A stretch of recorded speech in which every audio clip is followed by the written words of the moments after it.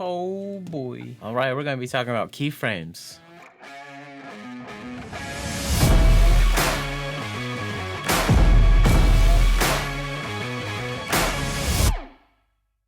How's it going, everyone? I'm Datu. Welcome to another wedding walkthrough Wednesday. Today's topic of choice is gonna be keyframes. So I use keyframes a lot in a variety of different ways, not just for wedding films. I'll use them for text, like zooming in and out, or going into frame, out of frame, or I'll use it for opacity, adjusting the opacity in and out of clips, getting those nice transitions that work smoothly together. So in our browser, I have our clip that we want to keyframe, right? So in terms of keyframing, there are a whole bunch of ways. I'll show you how I do a simple opacity keyframe. So say I want this clip to fade all the way from black into the actual scene, probably about at this point, right? Click opacity, and these little yellow points, these are all keyframes. And basically a keyframe is just like a point in whatever you are trying to adjust the data for to get to, in terms of transitioning from one point to another, if that makes sense. Hopefully I explained that correctly. So I want it to hit 100% at this point in the video or the clip, and then at the beginning I want it to be completely pitch black.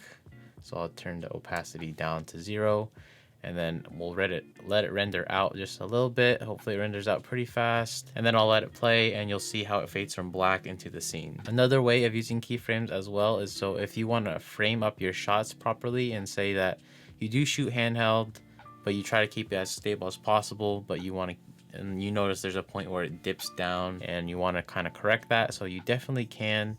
So just watch it through, see where it's at, and see where they are for a majority of the time. So right here, I want to keep them as much of in the frame as possible. So I will have to scale in just a little bit. And again, I'm going to use my horizon in my view tab and try to keep them as centered as possible throughout this entire video clip. And the way I keyframe everything is I click on this transform or adjust button, and you'll see on the top left there is this add a new keyframe at the playhead. So at this part of the video, this is where it will be keyframed, and I do like to put a little marker there just so I could know where the actual source frame is, so just in case I have to redo everything or delete that main keyframe, then I can. And maybe this is an underrated feature that most people don't do for editing their weddings together, or anything that outside of weddings, but I do like to do this feature just to keep them in frame a little bit better. We could do some with some text. So say that you are doing, and you probably wouldn't use this for wedding videos, but say you're making a YouTube video, or you're doing some kind of promo with, I don't know, whatever it is that you would use this in. So you get a title, put it over. Okay, so say that we want to keyframe this title coming in at this point. Again, I will mark it down to where I know where the source frame is. Say I want it to be a lower thirds kind of push in, or kind of move in, I guess, if that makes sense. Go to before the clip just to keep it as like a actual slide in and not like a slide down or diagonal. I will go over to the inspector tab and adjust the X axis and have it come in that way. So when we play it through, you should see the title come in and then stay there. So that's just an example of how you could use keyframes in your videos. Again, you can very much get more in depth to this. You could keyframe masks. That's like a whole nother thing.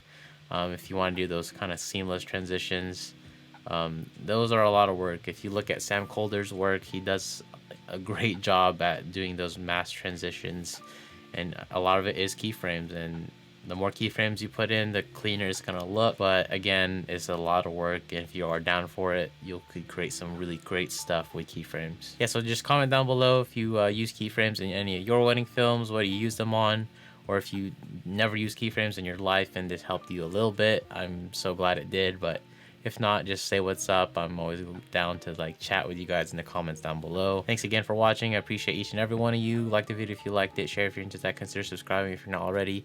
Hit that bell notification to stay up to date when I post new videos. And as always, follow me on all them social medias at Datu Films, and I'll see you all in the next one. Peace.